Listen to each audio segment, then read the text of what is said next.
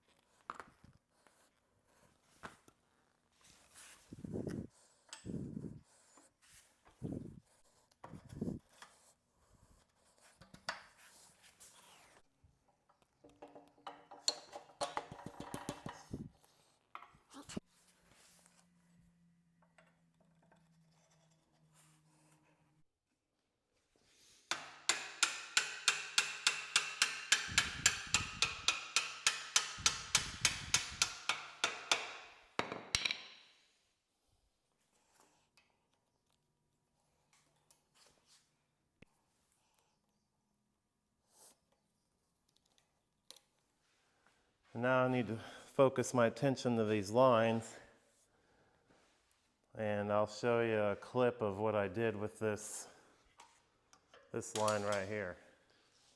I brought this line by the local hydraulic shop and asked if they could replicate it, and they had absolutely no issue doing so.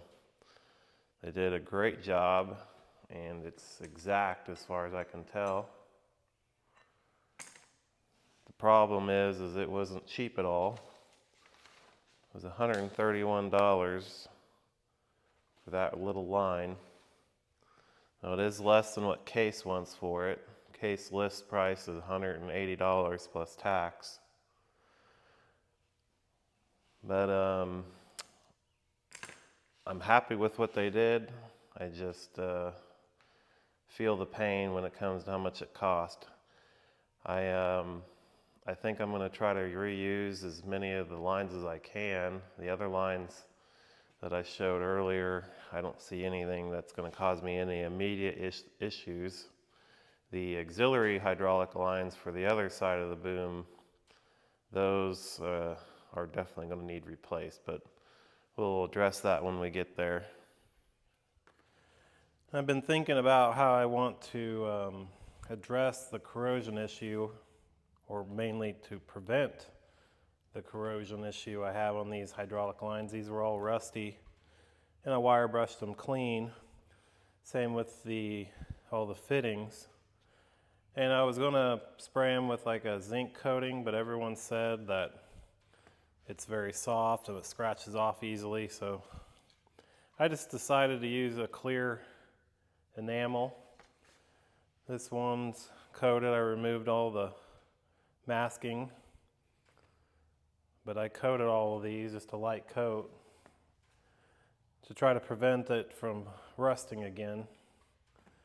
I want to do all of the lines. I don't have a great way to suspend it in the air without getting fingerprints and smudges in it.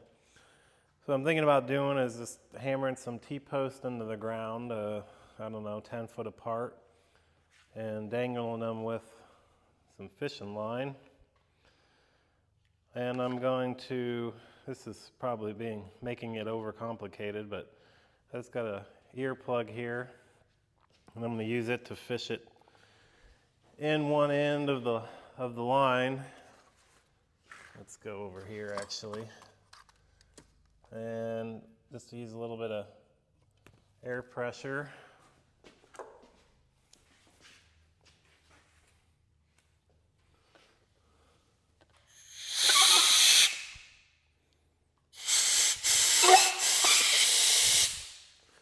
Hey, it worked. Okay, that's kind of funny.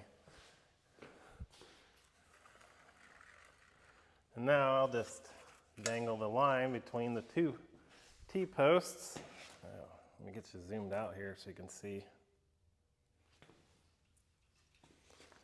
This is the short line, but now I can dangle it between two T-posts without getting smudges on it. Well, let's try it with one of the longer lines. I'll put it in this side. A little air pressure.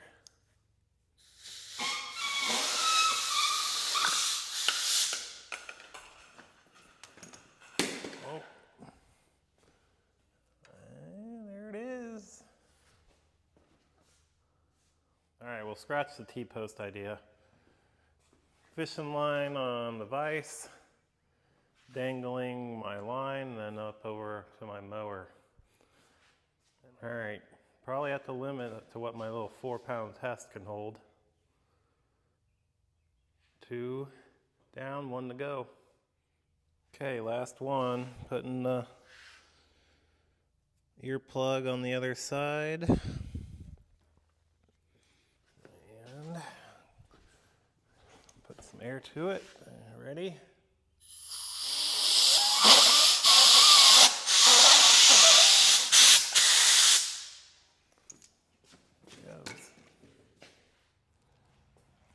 Okay, I'm all suspended in the air. Used alcohol, wipe them all down. I'm gonna put my mask on and clear coat them.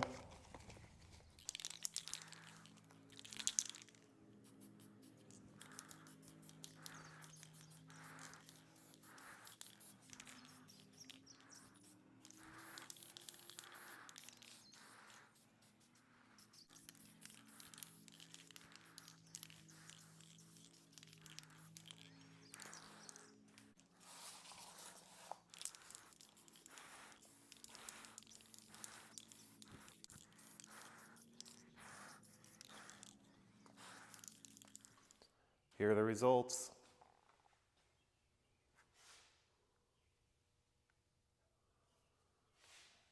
It's not too glossy.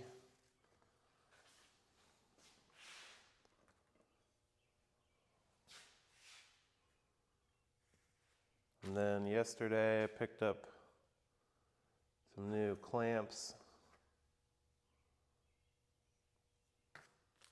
from Case. There are 2 versions of the clamps, 1/2 inch and 5/8, just shorter stand off here.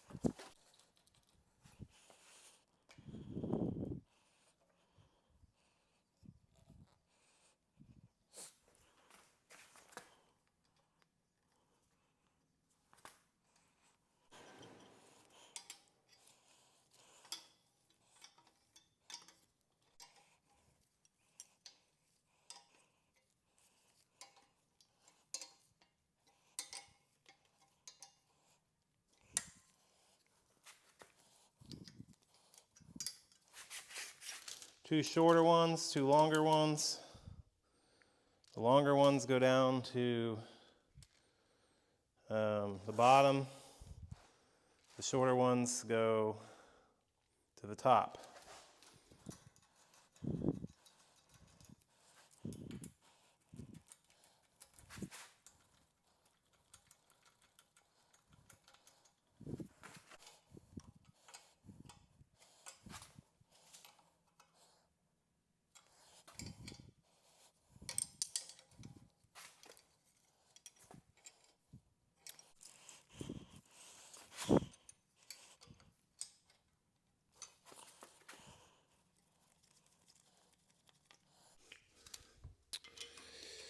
I'm not sure if that goes out or in. To me, it looks like it should go in, but I'm going to have to reference some pictures. I'll bring you guys back here in a minute. Other pictures online show it going under here. That's what we'll do. It makes more sense to me too.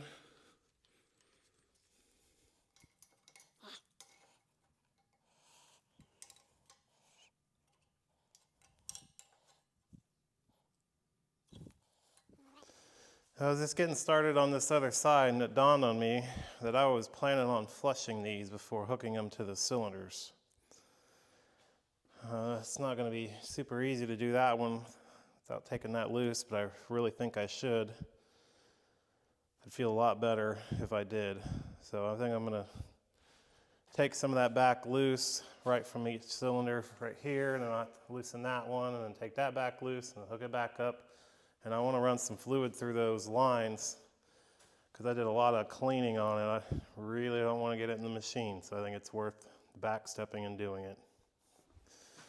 I got my lines disconnected again. I actually bought this little cheap Harbor Freight bucket pump thing just to do this very thing. It's battery powered. Oh yeah, it works. Well, that's actually going to do 2 at once by doing that. Okay, we can do that. Okay, I'm going to make sure I get the right hard line, so it'd be the bottom one. All right, let me give you a view of my setup here. I just got one of my hydraulic plugs. I cut the end off to get a hole through it. I just screw it in. That's just happened to be the right size, just kind of snugly put in there. I turn the pump on. It flushes the line. I ran, you can see, I don't know, about 2 quarts maybe through all the lines. And now I feel a lot better about not having any debris in there when they make the lines, and then when I did all the cleaning on the hard lines. So now I feel like I can hook everything up. I know the cylinders are clean because I rebuilt those, and I was really, really clean when I reassembled them, so I'm pretty confident there. Just want to do everything I can to keep the fluid as clean as possible. Okay, with all that flushing done, now I can move along with reassembly. I put that side back together off camera. You already saw that.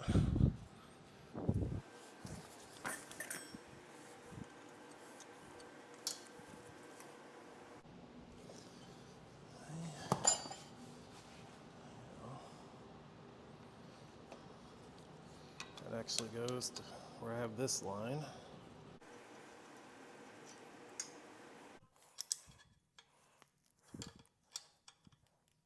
Last line.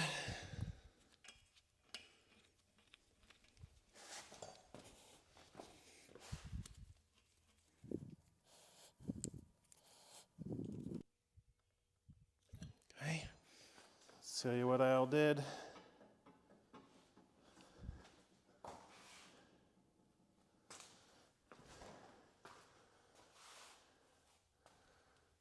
All looks great. Got this plugged off. Can't get any debris in now. Everything's sealed on the front. Looks great.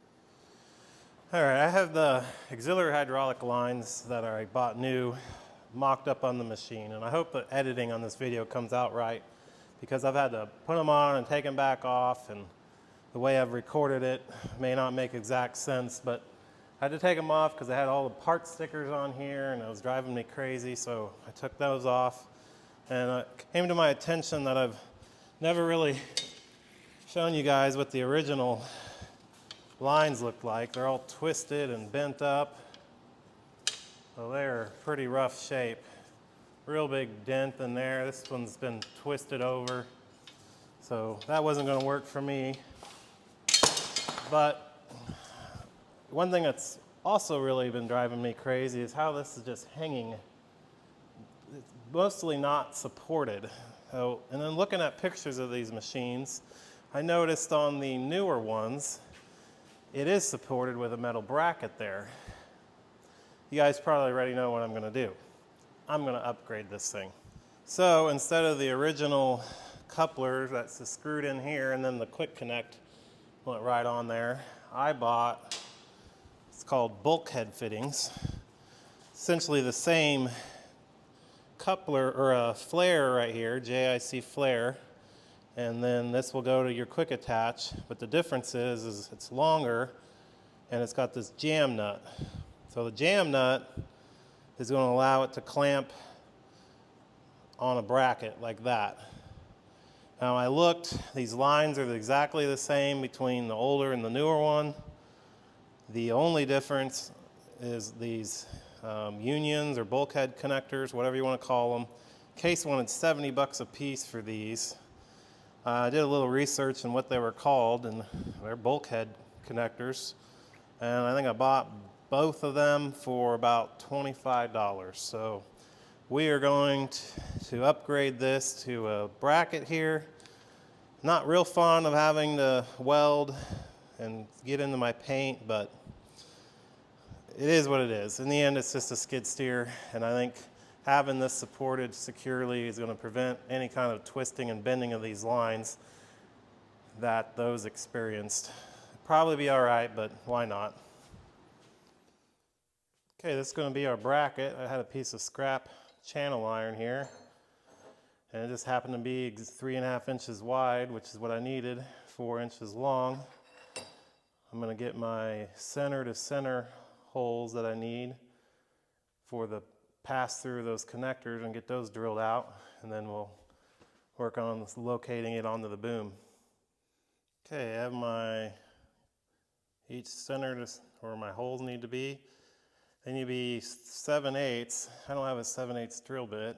I could use a boring bar to expand it. I think I'm going to try using this hole saw.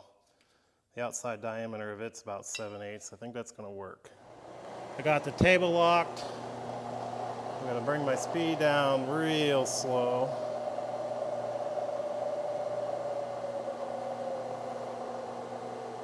That is 70 RPM.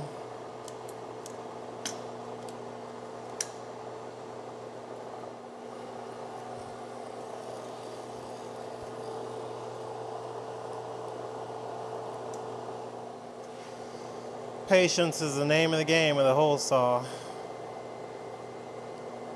But it's working really well. As long as you keep it speed down where it doesn't get hot, there's absolutely no problem at all. Okay, next hole.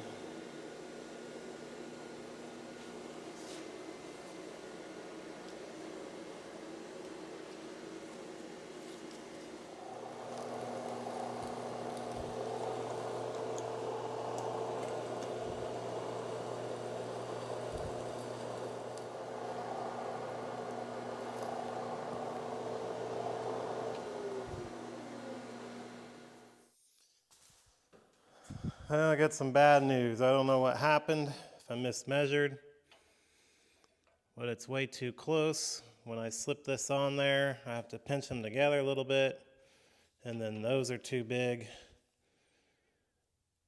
So yeah, I messed up. Hell, I had to completely remake it. I don't know how I botched my measurements up so much.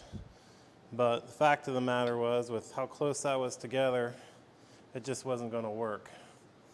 So redid it, and that's going to work out a lot better. So now let's fit it to the machine and see where it needs to be welded at.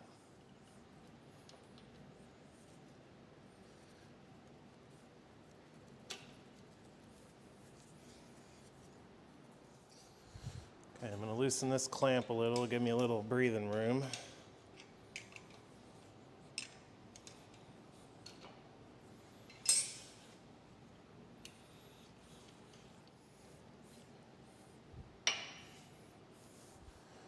Now I can mark exactly where I need to remove the paint.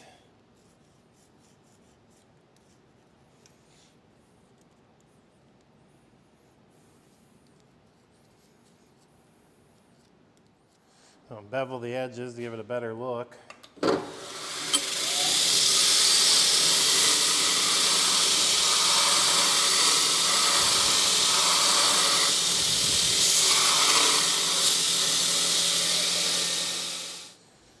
I have no idea if this is going to work or be better than just using a wire wheel, but I have it out already, so I'm going to try it.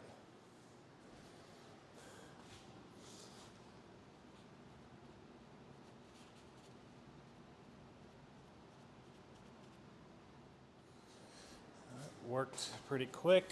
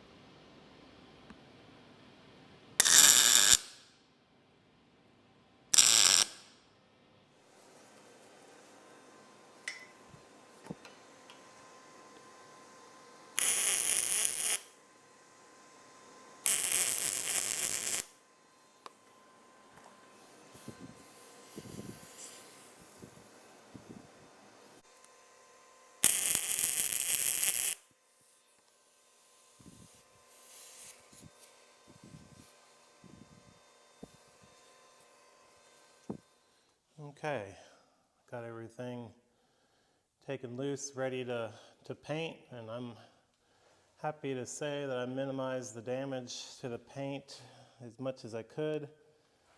The welding is not the greatest, but considering I was fumbling around with rags and trying to keep the heat down, it's not too bad. But yeah, let's get some primer on that, and then we'll wrap this video up. All right, guys, this is it for this video. I hope you enjoyed the process, and like I said, this was the last video on this loader boom. I've been working on this thing for months, so I'm really glad to have it done, and it turned out awesome. Let me know what you think about what I've all done with this. Like, give me a subscribe, I'd appreciate it. Thanks.